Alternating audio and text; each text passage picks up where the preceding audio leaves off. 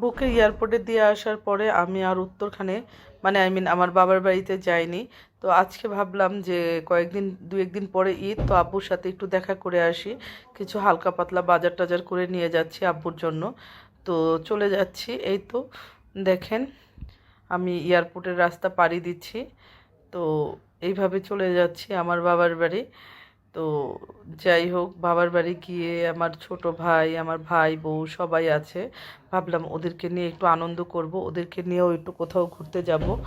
তো আমি এখানে ফুল ভিডিও তো আর দেখাতে পারবো না, তাই ভাবলাম একটু শর্টকাটে আপনাদের সাথে শেয়ার করি আমি আসলে কি কি করলাম।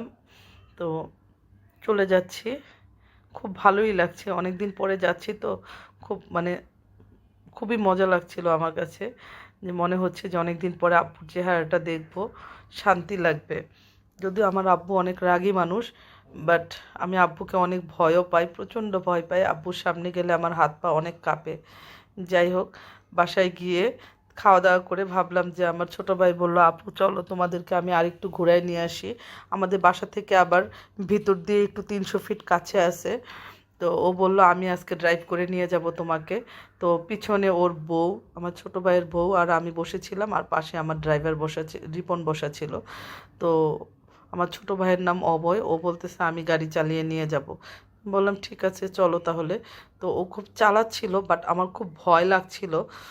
তো আমি বারবার বলতেছিলাম, দেখ আবার স্টাইল করে চালাতে গিয়ে এটা ওটার সাথে লাগাই দিস না, তাহলে তোর দুলাভাই কিন্তু আমার খবর নিয়ে দিবে। গাড়ির যেন কোনো সমস্যা না হয়, কোনো ক্ষতি না হয়, এই কথা বুঝাইতে বুঝাইতেই ওকে যাচ্ছিলাম। আর ও বলতেছে দুধ আপু চিন্তা করো না, তো আমি পারি, দেখো শুধু আমি কিভাবে ড্রাইভিং করি। তো যাই হোক, ও মাশাল্লাহ একেবারে খারাপ চালায় নাই, খুব ভালোই চালিয়েছিল। তো যদিও ভয় লাগছিল, তারপরও আলহামদুলিল্লাহ ও খুব ভালো চালাইছে। তো আমরা প্রায় কাছাকাছি চলে আসছিলাম। তো এই তো এসে নেমে পড়লাম, নেমে আমি ভাবলাম এত সুন্দর সবুজ দেখে আমার কাছে মনে হচ্ছে আমি পাগল হয়ে যাচ্ছি। আসলে আমি বাসায় পরা ড্রেসের উপরই কোনো মতো খালি বুরকাটা পরে চলে আসছিলাম।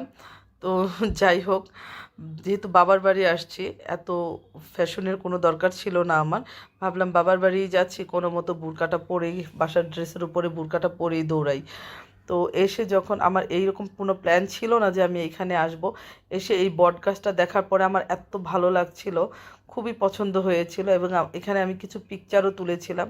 তো দেখেন বট গাছের এখানে দাড়ির মতো বের হয়েছে। তো এখানে আমার ছোট ভাইয়ের বউকে বললাম যে দেখো, আসো আমার সাথে কিছু ছবি তুলি। তো আমরা দুইজন মিলে কিছু ছবি তুলছিলাম আর ভিডিও করতেছিলাম। তো দোয়া করবেন ওর জন্য, ও খুব অসুস্থ। ওর আমাদের ঘরের নতুন সদস্য আসবে। তো এখানে একটা ট্রাক এত জোরে গিয়েছিল, মনে হচ্ছিল আমার মোবাইলটাকে উড়িয়ে ফেলে দিবে। তো আমি প্রচণ্ড ভয় পেয়ে গিয়েছিলাম। যাই হোক, খুব মজার একটা দৃশ্য এটা। তো আমি আর এটা স্কিপ করি নাই, ভাবলাম এটাও আপনাদের সাথে শেয়ার করি। তো আমরা হাঁটতে হাঁটতে খুব ক্লান্ত হয়ে যাচ্ছিলাম, ওদিকে আমার ভাই গাড়ি নিয়ে উড়াধুরা ঘুরে ঘুরে ঘুরে বেড়াচ্ছে আমাদের দুজনকে নামাই রেখে। আমরা এই ফাঁকে ছবি তুললাম, মজা করলাম। তো ওর সাথে অনেক রকমের গল্প করছিলাম। তো যাই হোক, তো গল্প করতে করতে অনেক ক্ষুধাও লেগে গেছে। তো ভাবলাম ও আসলে হয়তো আমরা একটু চাপটি আর হাঁসের মাংস খেতে যাব, সেই চিন্তা ভাবনা করেই বসে আছি যে খাওয়া দাওয়া শেষ করে ওদেরকে নামিয়ে রেখে আমি হয়তো বাসায় চলে যাব। কারণ বাচ্চারা এদিকে বারবার আমাকে ফোন দিচ্ছিল, আম্মু তুমি কখন আসবা কখন আসবা। ওই তো ওই ফাজিল দুইটা চলে আসছে, গাড়ি দেখা যাচ্ছে, ও আবার আমাকে হাই দিচ্ছে, যে ও খুব খুশি, ও গাড়ি চালাতে পারলে খুব খুশি, আমার গাড়ি পেলে আর কোনো কথা নাই, সে গাড়ি চালাবেই, আপু আমাকে একটু চালাইতে দাও চালাইতে দাও, অস্থির বানাই ফেলে আমাকে। যাই হোক, ও গাড়ি থেকে নামলো, আমি বললাম এখন তুমি নামো। তো এই প্রাকৃতিক দৃশ্যগুলো দেখে আমার খুব ভালো লাগলো। আপনারা কি বলতে পারেন এই ফলটার নাম কি? দেখতে অনেকটা টমেটোর মতো, কাটা গাছটা, আমি নাম জানি না, বাট আমার কাছে অনেক ভালো লেগেছে, ফুলগুলাও অনেক সুন্দর।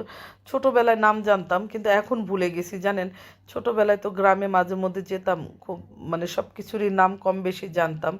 তো গাড়ি নিয়ে আমরা আবার চলে যাচ্ছি 300 ফিটের দিকে। তো যাই হোক, দেখি, এই গাড়িগুলো খুব ভালো লাগে, বালু নিয়ে যায়।